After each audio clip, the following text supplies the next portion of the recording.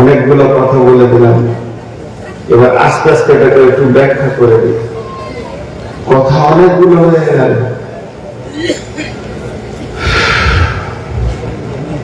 ছোট্ট করে একটা উদাহরণ দেব। আমি গাড়িটা নিয়ে বেরিয়ে যাচ্ছি, কমিটির ছেলেরা বললো রাতে যেয়ে না বাবা যেতে হবে। কোথায় যাবেন? শিলিগুড়ি যাবো, কিষানগঞ্জ যাবো, কালকে ব্যবসা আছে। তো ছেলেগুলোকে বলছি একটু লোকেশন দেবে, একটু বলে দাও। এখন তো মোবাইলে লোকেশন দিয়ে দিচ্ছে। ছেলেগুলো বলছে রোডে উঠে ডান দিকটা ধরে নেবেন, জালালপুর পাবেন, সুজাপুর পাবেন, মালদা পাবেন, গাজল পাবেন, রাস্তাতে ময়না, চেকপোস্ট, ইটাহাট, এইভাবে 10টা বলে দিল। রায়গঞ্জ, বোতলবাড়ি, নাগরগিরি, টুংদিঘি, করণদিঘি, টালখোলা পাবেন, তো জানবেন আপনার রাস্তা ঠিক আছে। যদি আপনি ভুলবশত বাম দিকে ঘুরে যান তো ফারাক্কার ব্রিজ পাবেন, আর বাল্লালপুর ব্রিজ পাবেন, ধুলিয়ান পাবেন, ডাকবাংলা, তো জানবেন রাস্তা ভুল। গাড়ি আর আগে বাড়ায় না। তা আল্লাহ বলছে জান্নাত যাবে, তোদেরকে 10টা লোকেশন দিচ্ছি। এই 10টা কাজ যে পৃথিবীর বুকে করে আসতে পারবে, জানবে তার জান্নাতে চলা বা জান্নাতে পৌঁছানোর রাস্তাটা ঠিক আছে। আর এইগুলোর ভিতরে যদি গোলমাল থাকে, তখন জেনে নিতে হবে আমার রাস্তা ভুল হয়ে গেছে, রাস্তা ঠিক নাই। নম্বর 1, কুল তাআলাউ, নবী হে আতলু, কুল তাআলাউ আতলু, হে আমার নবী আমার পবিত্র কোরআনকে তেলাওয়াত করে তাদেরকে ব্যাখ্যা করে বুঝিয়ে দাও। আমি জান্নাতের রাস্তা কোনটা বলছি? 1 নম্বরে আল্লাহ তুশরিকু বিহি শাইয়া, আল্লাহ তুশরিকু বিহি শাইয়া। তারা 1 নম্বরে একটা কাজ করবে, শিকুস্তির ময়দানে যারা বসে আছে, জালসার ময়দানে যারা বসে আছে, যে নারীগুলো পুরুষগুলো জান্নাতের রাস্তা নেওয়ার জন্য বসে আছে, তারা 1 নম্বরে একটা কাজ করবে। কি কাজ করবে? শিরকের মতো গুনাহ থেকে নিজেকে বের করে নেবে, তাওহীদের পানিতে গোসল করে নেবে। জান চলে যাবে, মরে যাব, পুড়ে যাব, চলে যাব, ঠিক আছে, তারপরও এক আল্লাহ ছাড়া কারো কাছে মাথা নামো করবে না। আল্লাহ তুশরিকু বিহি শাইয়া। আল্লাহ নবী বলেন, মাস বিন জাবাল রাদিয়াল্লাহু তাআলা আনহু قال أوصاني رسول الله صلى الله عليه وسلم بعشر كلمات لا تشرك بالله شيئا وإن قتلت أو غرقت। মায়েরে, তোমাকে যদি জীবিত জ্বালিয়ে পুড়িয়ে ছাই করে দেওয়া হয়, কিংবা যদি তোমাকে কেটে কেটে টুকরো টুকরো করে পিস বানিয়ে দেওয়া হয়, তুমি 2টি জিনিসকে মেনে নেবে, 2টি জিনিসকে তুমি গ্রহণ করে নেবে। জ্বলে যাবে, পুড়ে যাবে, পিস হয়ে যাবে, তারপর আল্লাহর সঙ্গে অন্য কাউকে শরীক করবে না। মরে যাও কিন্তু শিরক করিও না। আপনার আমার অসুখ হয়েছে, ভালো হচ্ছে না, যাও ডাক্তারের কাছে, শুনো, যাও, রাসূল পারমিশন দিয়েছে। বাচ্চা সন্তান নাই, যাও, যেতে যেতে যেতে যেতে পীরের কাছে চলে যেতে। জি, হাসির কথা বলছি, কোন দেবদেবীর কাছে যেও না। এক আলিমের কথা বলছি, আলিম নাম করবো না। 2টা চোখে এত যাতনা, এত জ্বালা, কয়েকদিন থেকে দেখতে গেছে, খালি চোখ মুজে আছে, আর পানি আর পানি, চোখ দিয়ে পানি আর পানি, কান্না লাগে, এমনি জ্বালার পানি। চলে এসে বললো যে এই পাড়াতে গ্রামের পাশে একজন বুড়া আছে, ও ফুঁক দিয়ে ঝেড়ে দিলে চোখ ভালো হয়ে যায়। তো সেই বুড়া কানা হলো, তো ওর পাশে বসে আছে, তো মনে নি করছে, চলছে, বলছে কি দিয়ে তুমি ঝাড়বে? কোরআনের আয়াত দিয়ে না কোনো মন্ত্র জাদু করবে? যদি জাদু মন্ত্র করো তুমি ভাবো আমার চোখ নষ্ট হয়ে যায়, আমি কানা হয়ে যাই। আর যদি আল্লাহ সালাম পাক থেকে ঝাড়ো তো ওটাকে শেখা বলা হয়েছে, তাই তুমি ঝাড়তে পারো। দেখেন আমার চোখ চলে যায়, আমি কানা হয়ে যাই, ওটা ভালো। তুমি ভাবো তোমার ঝাড়া আমি নিব না। আর যদি আল্লাহ কালাম পাক থেকে ঝাড়ো তো এসো, মা বোনেরা গোনা করে নিতে যাচ্ছে। জি, আবার অনেক আমরা হাদিস আছে, আল্লাহ আমাদেরকে হেফাজত করেছেন, আর আল্লাহ আমাদেরকে হেফাজত করুন, আমরা শিরক করি না। কিন্তু বেদাতীদের শিরকের মেলাতে, তারপরে গায়েব মুসলিমের মেলাতে গিয়ে ভিড় করি কি করি না? আর হ্যাঁ বলে না? ওকে যদি বলা হয় তুমি কেন দিচ্ছিলে, বলে আমি তো পুজো করি না, আমি তো পীর মানি না, আমি এমনি দেখতে নিয়েছিলাম। দেখতে যাওয়া আল্লাহ বলছেন খবরদার না, এটা তো করা যাবে না। এই আয়াতের ভিতরে শব্দটা আছে, 1 মিনিট পর বলছি। কিন্তু বন্ধুরে জান চলে যায় তাও ভালো, এই মাথাটা আল্লাহ ছাড়া কারো কাছে নামাবো না, আল্লাহকে ছাড়া কাউকে ভয় করব না, আল্লাহকে ছাড়া কাউকে ভরসা করব না। ও মা আমার, বোন আমার, সন্তান হচ্ছে না, মাস বছর দিন চলে যাচ্ছে, তারপরও যেন আল্লাহ ছাড়া কারো কাছে চাবো না। আমার অসুখ ভালো হচ্ছে না, লোক বলছে ডাক্তারে পারবে না, অমুক মাজারে চলে যায়, কাস্তালায় চলে যায়, অমুক জায়গায় চিকিৎসা হচ্ছে, এক হিন্দু মন্দিরে চলে যায়। এখন আপনার কিনা ঝাড়খণ্ডে একটা জায়গা বের হয়েছে আলুদহ নামে, সেখানে খ্রিস্টানদের বাচ্চা ছেলে লাখ লাখ লোকের চিকিৎসা করছে, কি জানি আল্লাহ কি করছে। এত ভিড় আর ভিড় লেগেছে, লোক বলছে সব ভালো হয়ে গেল, কিন্তু আমার রব বলছে খবরদার যাবে না, এগুলো শয়তানের একটা একটা ক্যাম্প তৈরি হচ্ছে মানুষকে ওখানে পৌঁছানোর জন্য। মানুষ ঘুরে পাল দিয়ে চলে গেছে, কিন্তু কাজটা কি হচ্ছে না হচ্ছে সে বুঝছে না। আল্লাহ প্রথমেই আমাদেরকে ওই জায়গায় যাওয়ার ব্যাপারে দরজাটা বন্ধ করে দিলেন। কি বললেন? যদি তোরা জান্নাতে যেতে চাস, আর জান্নাতের রোডে যদি তোরা চলতে চাস, আর জিন্দেগিটা নিয়ে যদি চির সুখে থাকতে চাস, আল্লাহ তো সেরকম না, আল্লাহর সঙ্গে অন্য কাউকে শরীক করিস না। এই তোদের মাথায় কিছু আছে? হরেনটা এখানে বাজিয়েছি, তোর বাপের হাই রোড পেয়ে গেছি নাকি? হরেনটা এখানেই বাজাতে হবে, এত ফাঁকা ফাঁকার পর যেটিস চলে যায়, এইখানেই হরেন বাজাচ্ছে। তো প্রথম নম্বরে শিরক করিও না। জি ভাই, আমরা কেউ শিরক করবো?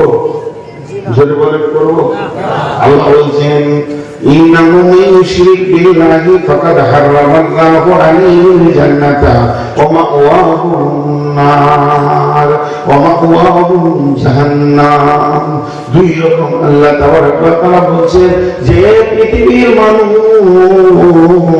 ভুলবশত তোর দ্বারা যদি ছোটখাটো উঁচু নিচু গুনাহ হয়ে যায়, তা আল্লাহ মাফ করে ইচ্ছা করলে করে দিতে পারেন, কিন্তু শিরকের গুনাহ আল্লাহ মাফ করবেন না, করবেন না, করবেন না, করবেন না, করবেন না। এটা আল্লাহ কোরআনে কোটেশন মেরে দিয়েছে।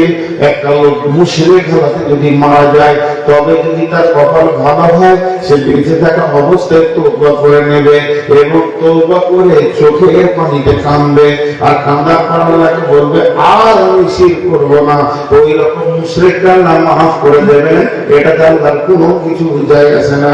তবে শুনেলেন আল্লাহ তাআলা শিরকে কতটা ঘৃণা করেছেন, যে শিরকে যদি অবস্থায় হালাতে কেউ মারা যায়, ওই লোকটা কোনোদিন জান্নাত যাবে না।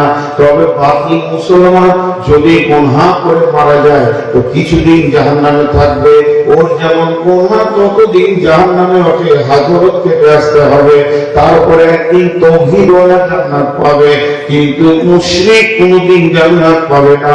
এর জন্য আমার রব বললেন, ও নবী তুমি বলে দাও আমার গোলামদেরকে তারা যেন শিরকের মতো গুনাহটা না করে। একটা হলো শুধু যদি শিরক নিয়ে বলতে যায়, শুধু শিরক নিয়ে কথা বলবো আর কিছু বলবো না, এই সময়টা আরামসে পেরিয়ে যাবে। এত হাদিস এত আয়াত আছে, এত হাদিস এত আয়াত আছে, এই সময়টা আরামসে পানির মতো পেরিয়ে চলে যাবে। কিন্তু 10টা বলতে হবে, দেখি তার মধ্যে কটা বলতে পারছি। তো প্রথম নম্বর হলো শিরক করিয়া না। নাম্বার 2 ওয়াবিলওয়ালিদাইনি ইহসানা। এটা আজকে আর বলার দরকার নাই। কেন দরকার নাই? নুরুল আমার ছোট ভাই এর আগে এই বিষয়েই কথা বলেছেন, তা আমি ছোট করে একটু বলবো। ওয়াবিলওয়ালিদাইনি ইহসানা, তোমরা মা বাপের প্রতি ইহসান করনে वाला হয়ে যাও, মা বাপকে ভালোবাসনে वाला হয়ে যাও, মা বাপকে কষ্ট দিও না। চারিদিকে কিরকম একটা হাদিস আপনাদের সামনে বলি।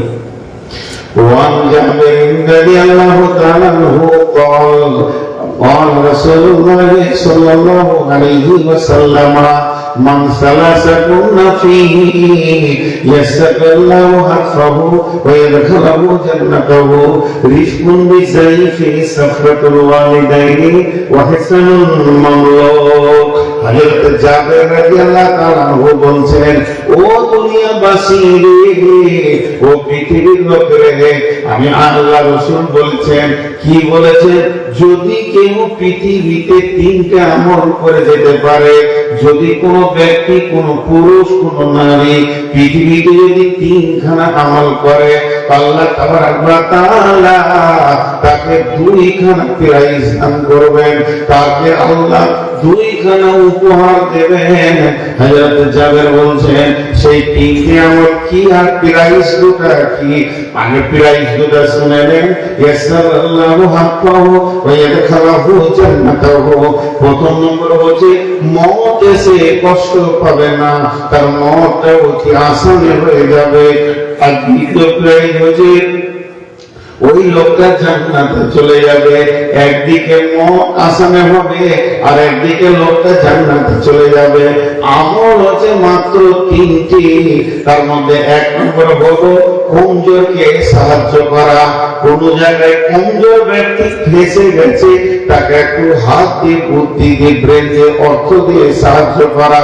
আর 2 নম্বর হলো যে ইহসানুল মামলুক, আপনার কিনা গোলামের কথা এসেছে, কিন্তু বর্তমানে তফসির হবে যে লোকটা পেটের দায়ে আপনার ঘরে লিভার খাটতে এসেছে, আপনার গাড়ির ড্রাইভার কিংবা ধরেন আপনার দোকানের সেলসম্যান, এই লোকটার সঙ্গে ভালো ব্যবহার করা। আর 3 নম্বর হলো সাফকাতুল ওয়ালিদাইনি, মা বাপের সঙ্গে সাফকাত করা মানে মিষ্টি ব্যবহার করা। এই 3টে গুণ যে থাকবে, তার মওত আসানে হবে, হাসতে হাসতে জান্নাতে যাবে। তো 3টির মধ্যে একটা হলো মা বাপের সঙ্গে ভালো ব্যবহার করা। তো মা বাপ এত দামি জিনিস, কিন্তু আমরা বুঝি না।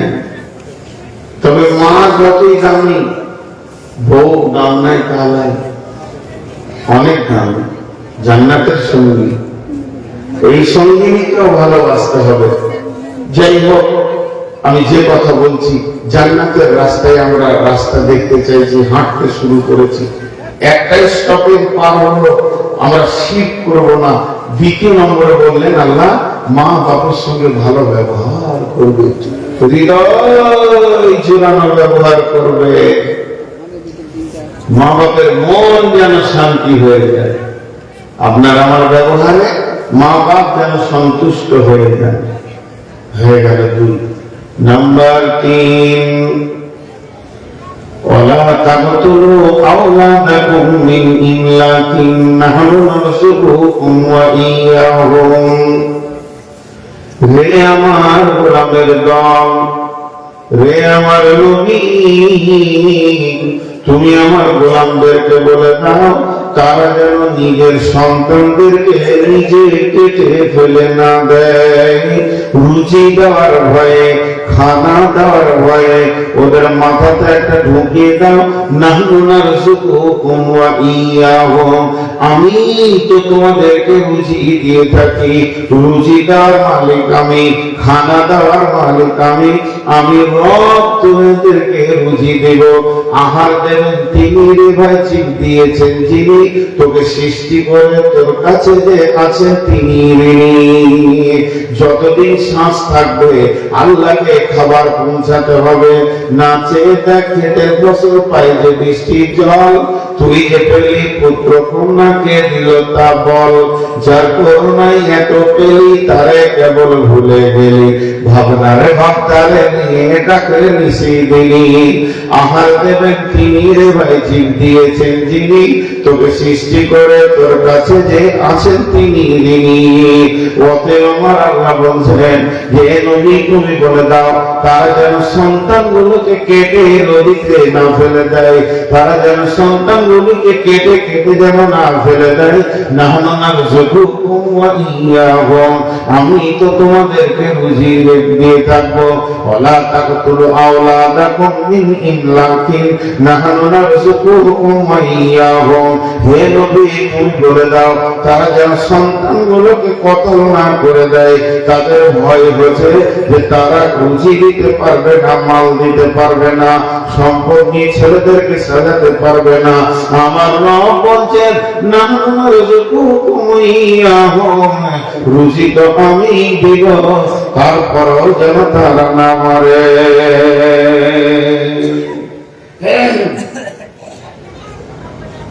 আপনারা কালিয়া চাপেন না বলা বন্ধ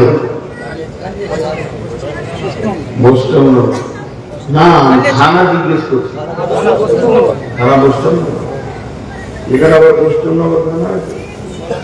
তো বলেন আপনারা এই গোষ্ঠনগর থানার লোক কোন মা বাপকে দেখেছেন যে নিজের ছেলেকে কেটে ফেলে দিচ্ছে, কেটে দিতে পারবো না?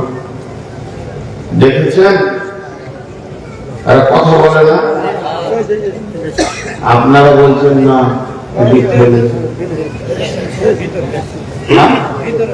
হ্যাঁ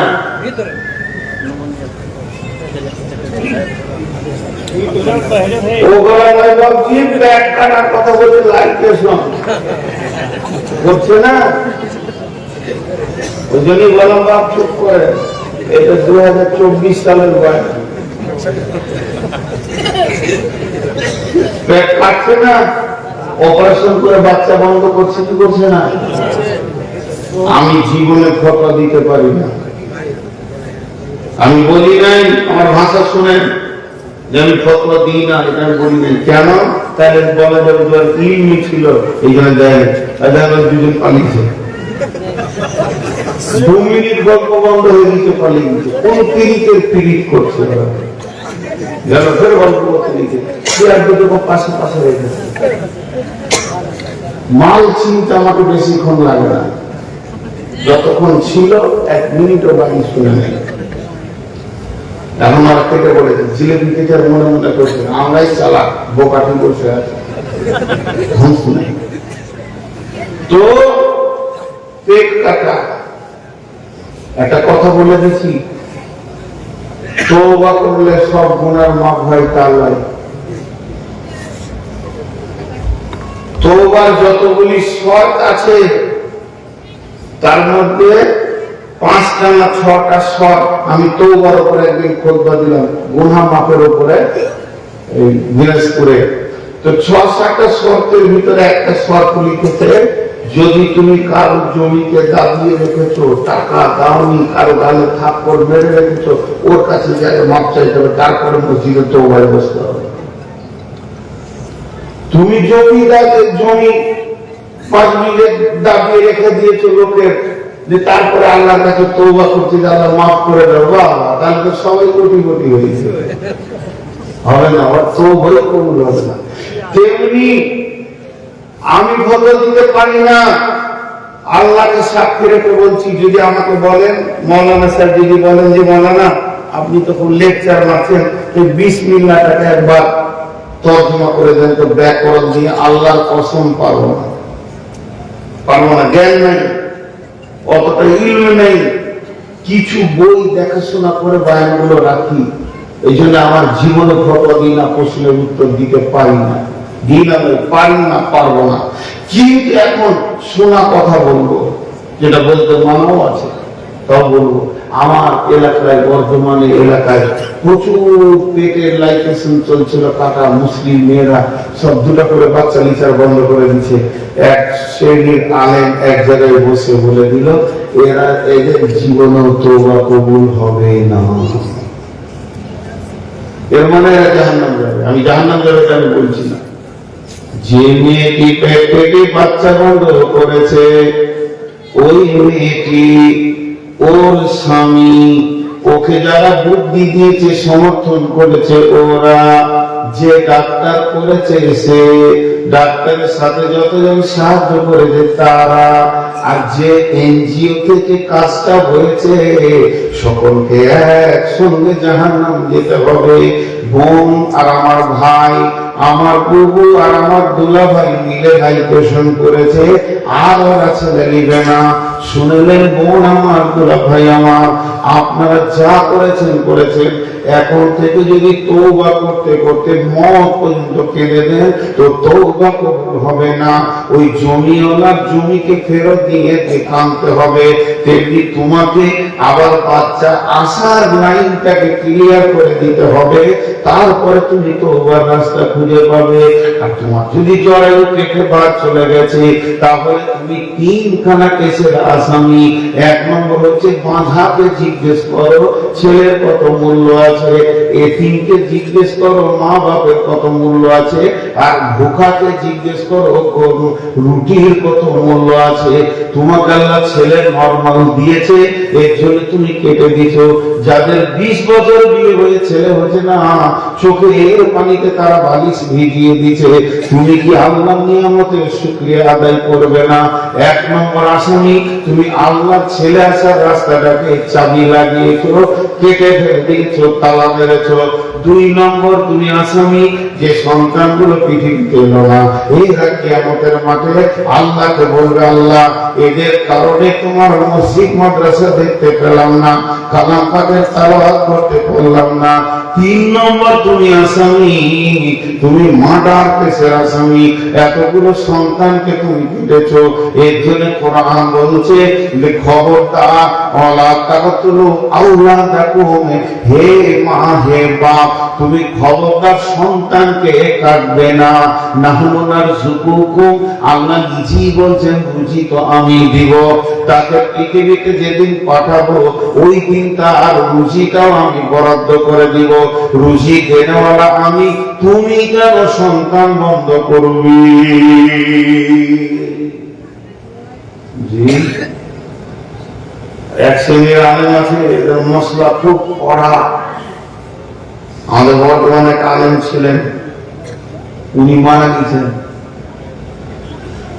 তো ওনার আমরা দেখতে পেতাম, দেখলে ছোট ছেলে ছিলাম তখন, আমাদের বাপ দাদারা দেখেছে।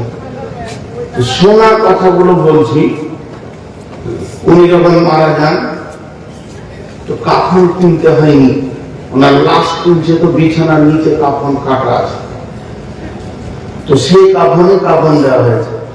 তো অনেকে বলে যে ওনার ছাত্র ছিল অনেক জিন, হয়তো বা জিনেরা দিয়ে দিয়েছে, নানা রকম কথা। আর গোটা এলাকাতে খবর হয়ে গেছিল গায়েবী ভাবে। কেমন? বাড়ির দরজে ধাক্কা মারছে, মৌলানা মারা গেছে, কে বলেছে খুঁজে পেছনে থাকা, বাইরে বের হয়ে আসছে, লোক দেখতে পেয়েছে না, ওনার অনেক ছাত্র ছিল জি এলাকায়। সেই যুগে তো ফোন ছিল না, আর আমি দেখিনি, মানে অনেক 50 বছর আগেকার কথা, 40 বছর আগেকার কথা, আমি তখন হয়তো 5-7-10 বছরের ছেলে। তো যাই হোক, উনি ওনার ফটো খুব সূক্ষ্ম ছিল, একটা আপনাদেরকে শোনাই। একজনের বেটি বিয়ে হতো, তো ঘরে ঢোল বাজিয়ে গান করছে। মানে আগেকার দিকে বেটি ছেলেরা নাচতো, গান করতো কিনা? আপনাদের দিকে ছিল কি ছিল না? খুব গানের মানে ঝমকালো, মানে বাজারে লাগিয়ে দিয়েছে। তো আর মুরব্বী চাচা আছে বেঁচে, বাপটা মরে গেছে, যার বেটির বিয়ে, ভাতিজার বেটির বিয়ে, চাচা বেঁচে আছে। চাচা গিয়ে বলছে, কিরে আমি এখনো বেঁচে আছি, তুই গান বাজনা করবি মানে? তুই কি ভেবেছিস? তো ও জিজ্ঞেস করছে, তুমি কত বড় মুফতির বাচ্চা আছো? ভাতিজা বলছে, তুমি কত বড় মুফতির বাচ্চা? অমুক মৌলানার কাছে যাও, আমি শুধু এসছি বলেছে গান করা যাবে। আচ্ছা, ওই মৌলানার নামটা আমি করছি না মাইকে, কারণ আছে ইউটিউবের যুগ। তো যাও, তোমার মুক্তিগিরি শিখিয়ে দেবে। আমি জিজ্ঞেস করে এসছি, আমাকে বলেছে যে হ্যাঁ গান বাজনা করা যায়। হ্যাঁ, মৌলানা সাহেব বলেছে, বলে হ্যাঁ চল, আমাকে নিয়ে চল সাইকেলে করে। আপনাদের এখান থেকে যেমন ভাববেন